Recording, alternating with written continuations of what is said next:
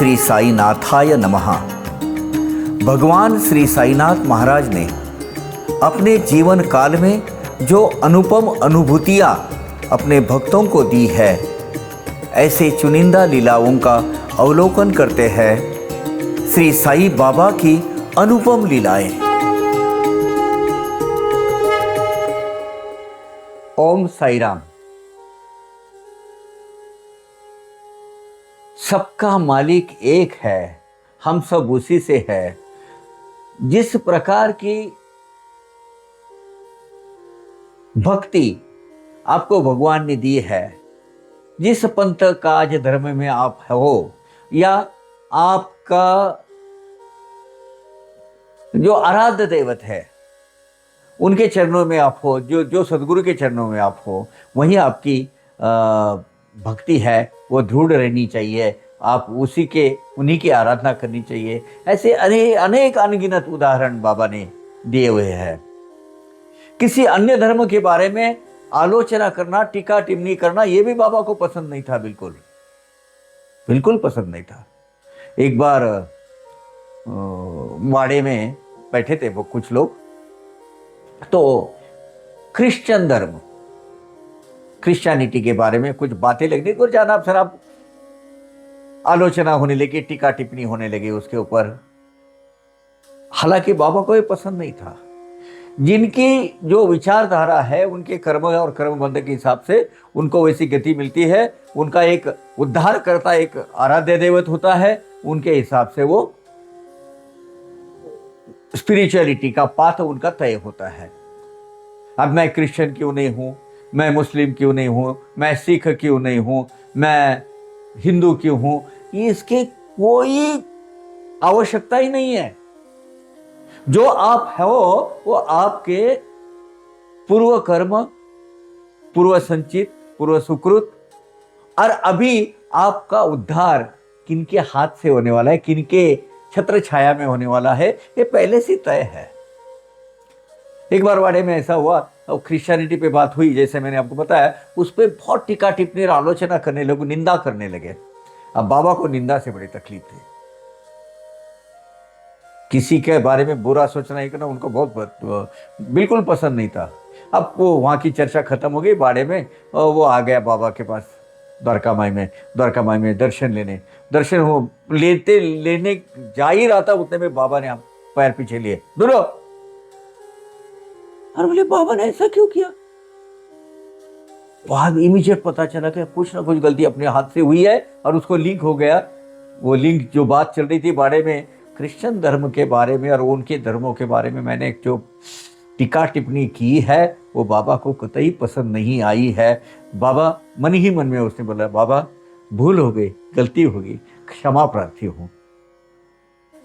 इतने में बाबा ने बोला, आजा नजदीक आजा, पछतावा हुआ ना तुझे, अपने किए हुए गलती का एहसास हुआ है ना, आजा। फिर उन्होंने दर्शन दे दिए। एक बार ऐसे ही हाथ पैर दबाते बैठ गया था एक बाबा का भक्त, उसके मन में कुछ कुतर्क कुविचार आए। बाबा ने इमीडिएटली उसको बोला, पीछे सट के बैठ जाना, हट जा पीछे। बुरा लगा उसको, अरे मन में अपने बुरे विचार आए थे, बाबा ने समझ लिया वो एक बड़ा अपवित्र काम अपने हाथ से हुआ है। मन के अंदर बाबा प्रार्थना की, बाबा माफ करो, आखिर इंसान हूं, ये होगी मेरे से गलती, इसके आगे कभी ऐसी नहीं होगी। जैसे उसके दिमाग में एक क्षमा भाव आ गया, बाबा ने क्या किया, आजा सामने, चल पैर दबाना चालू कर फिर से। बाबा की सीख देने की पद्धति बहुत अलग थी। आजू बाजू में 50 लोग बैठते थे और बाबा कुछ बात करते थे। अब किसके विचार में, किसके दिमाग में क्या विचार चल रहा है, उसके विचार तरंग, विचारधारा, वो सोच, और उसी के हिसाब से बाबा जब बोलते थे ना, धीरे से उसकी तरफ ऐसे देखते थे, उसके आंख में देखते थे। उनकी दृष्टि से सामने वाले आदमी को पता चलता था मेरे दिमाग में क्या चल रहा है, मैं क्या सोच रहा हूं। बाबा उसको पुष्टिकरण कर रहे हैं, देखते थे और उसको वो समझ में आता था। एक तो बुरा अगर है तो सहम जाता था, छोड़ जाता था, और या तो किसी भक्त आजू बाजू में बैठे हैं और उसके एक अच्छे विचार उसके दिमाग में चल रहे हैं, उसको अगर दृढ़ीकरण करना है, उसको उसका पुष्टिकरण करना है, तो बाबा क्या करते थे, वो जैसे बात कुछ करते थे उसकी तरफ देखते थे। वो आदमी को फौरन पता चल जाता था ये मेरे लिए बाबा ने कहा है, क्योंकि बस ठीक इसी तरह के विचार तरंग मेरे मन में अभी उमड़ रहे थे और बाबा ने इसकी मतलब अनुभूति दी है मुझे, तो मुझे ऐसा ही करना चाहिए। ये बिल्कुल एक सटीकता से बाबा ये करते थे, बस देख के उसके आंख में देखेंगे कि ये तेरे लिए था, ये तेरे लिए था। वहां बैठे हुए हर एक लोगों को जो बाबा बात करते थे वो अपने अपने लिए ही चल रही है, इसकी अनुभूति बाबा देते थे। आपने अध्याय पहले में, पहला अध्याय नंबर 1 श्री साई सच्चरित का अगर आपने पढ़ा होगा तो उसमें हिमाड़ पंजी आटा चक्की पीसने का, आटा चक्की पीसने की एक लीला बताई है। हालांकि वो बहुत गहरा उसका अर्थ है। अब भावार्थ साई सच्चरित में मैंने उसको विशद करने की कोशिश की है। ठीक ऐसी ही लीला, इसी तरह की लीला अब ये कब हुई है, 1910 में हुई है। हिमाड़ पंजी ने जो बयां की हुई है साई सच्चरित में पहले अध्याय में। ठीक इसी तरह की एक लीला 1916 में हुई है, आटा चक्की पीसने की है, लेकिन उसका रेफरेंस बहुत अलग है। हुआ यूं कि एक बूढ़ी मां दोपहर के टाइम पर बाबा के दर्शन करने गई वहां, और देखा तो बाबा लक्ष्मीबाई शिंदे, थोर साई भक्त, और दूसरी जमाल बीबी कौन, आपने साई सच्चरित पढ़ा होगा तो अमनी और जमली। अमनी कौन, जमाल बी की लड़की, जो बाबा को जिंतानी डिब्बे में बाबा रुपया देना, वो बाबा बोलते थे अरे तेरे बाप का कुछ मैं देना लगता हूँ, फिर भी निकालते थे, देते थे उसको, और वो अभी डिब्बे में खड़खड़ बज के निकल जाती थी। उसकी माँ ये जमाल बीबी, और ये दगड़ू मियाँ है ना, दगड़ू मियाँ की घरवाली मिसेस। दगड़ू मियाँ कौन, दगड़ू मियाँ वही जो बाबा को जो भेंट स्वरूप या दान स्वरूप जो पशुधन मिलता था, बकरियां, गाय, जो भी मिलता था, वो पशुधन संभालने का काम ये दगड़ू करता था। उसको रोज 4 रुपए मिलते थे, वो सब पशुधन ये दगड़ू मियाँ, ये जमाल बीबी, ये भी जमाल बीबी क्या करती थी, अपना रोज का मस्जिद भाई में है द्वारका माई, उसका झाड़ू पोछा लगा के क्लीन करके नीट करने का काम करती थी। बाबा का जो रूखा सूखा जो नीचे बहुत पड़े थे 10-12 रोटियां रोज वो अपने घर में लेके जाती थी, ऊपर से अम्मी को रुपया 2 बार सवेरे शाम का और मिलता था। तो वो बाबा, लक्ष्मीबाई और जमाल बीबी, ये तीनों आटा पीस रहे थे। इतने में ये उनका नाम नहीं लिखा है, लेकिन वो आई और बोले बाबा मुझे भी पीसने दो ना। बोले ले माँ तू बहुत थक गई होगी, अगर आए यानी माँ तू बहुत थक गई होगी, मत कर दे। नहीं बाबा थोड़ा सा हाथ बटाने दो मुझे।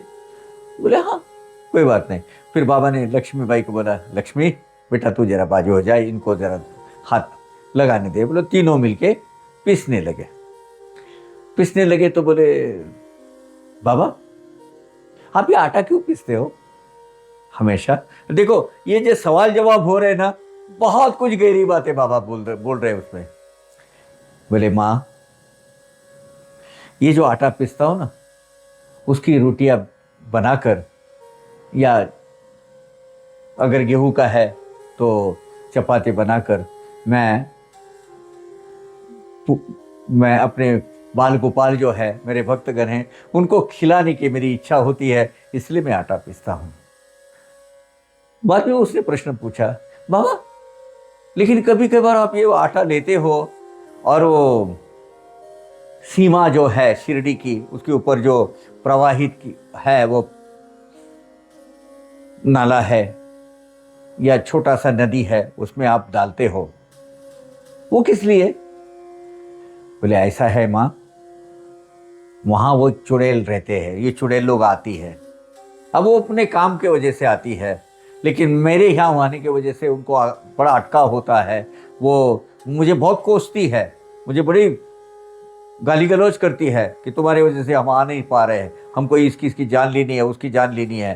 तो वो उनका प्रकोप ना हो, इसीलिए मैं उधर जाता हूँ और बहती नाले में वो प्रवाहित करता हूँ वो जो आटा, इससे वो खा लेती है और वो फिर इधर अंदर शिरडी के अंदर नहीं आती है। तो बोले ये भूतात्मा, प्रेतात्मा, ये चुड़ैल, ये सब है बोले जगत बाबा? बोले हाँ जरूर है, उनके भी अपने कुछ काम होते हैं, इसीलिए तो आती है।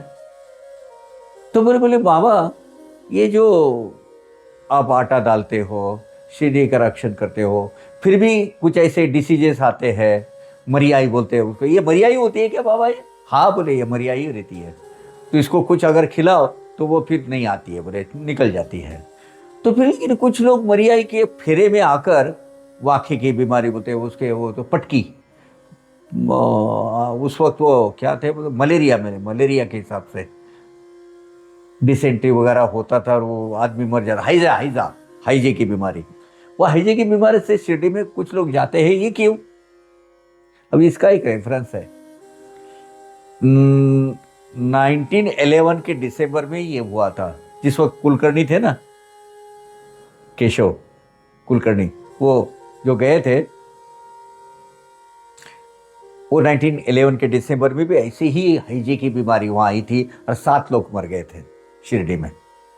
तो वो रेफरेंस इसमें आया है कि बाबा कभी कभी ये हाइजे की बीमारी कुछ लोगों का लेके जाती तो क्या करते हैं? तो बोले माँ ये जो लोग हैं ना, ये जो चुड़ैल या ये जो आत्माएं, इनको कुछ लोगों की जानें खींचनी होती है, उनको उनका वो कर्तव्य काम है, वो करते रहते हैं, लेकिन मैं वो करने नहीं देता हूँ, तो इसीलिए वो मुझे बहुत कोसती है और मुझे बहुत पीड़ा देती है, प्रताड़ित करती है। तो फिर मैं क्या करता हूँ, मैं भगवान को पूछता हूँ। देखिए खुद भगवान हो, भग यानी जे छह सर्वश्रेष्ठ गुण होते हैं उनको भगवान बोलते हैं। तो ये 6 सर्वश्रेष्ठ गुण बाबा में मौजूद है, वहां स्थापित है बाबा के देह के अंदर, वो खुद भगवान है, फिर भी वो क्या बोलते हैं, अपने ऊपर नहीं लेते कि मैं भगवान हूं। वो बोले मैं फिर ऊपर वाले परमेश्वर को, सर्वश्रेष्ठ जो अल्लाह है, सर्वश्रेष्ठ जो ईश्वर है, उनको पूछता हूँ, उनकी इजाज़त लेता हूँ, फिर इन लोगों को चंद जान लेने के लिए इजाज़त देता हूँ और लेके जाते हैं। यानी कौन किसका कैसा क्या होने वाला है भविष्य में और अतीत में बाबा को पूरा खबर होती थी। जब ये 1911 के दिसंबर में जब ये हाइजे की बीमारी आई, तब गांव का लिखा हुआ है दादा साहब खापर्डे की डायरी में कि गांव के सब लोग जमा होकर बाबा के पास गए, बाबा बहुत डर रहे हैं, ये से दिन ब दिन फैलते जा रहे हैं ये हाइजे का बीमारी और लोग बहुत भयभीत है, क्या होगा? बाबा ने कहा 7 लोग मर जाएंगे, 7 लोगों के ऊपर नहीं मरेंगे, 7 लोगों को मरियाई ले जाएगी। मरियाई यानी ये हाइजे की बीमारी, ये एक सृष्टि का खेला है भाई। अब उसमें 7 लोग जाएंगे, बाबा ने खुद कहा है, और 7 ही गए, उसके बाद वो हाइजे की बीमारी वहां से निकल गई। तो बाबा इसका मतलब ये भूत योनि, पिशाच योनि, ये चुड़ैल, ये सब शैतान, ये सब है? बोले हाँ बेटा है।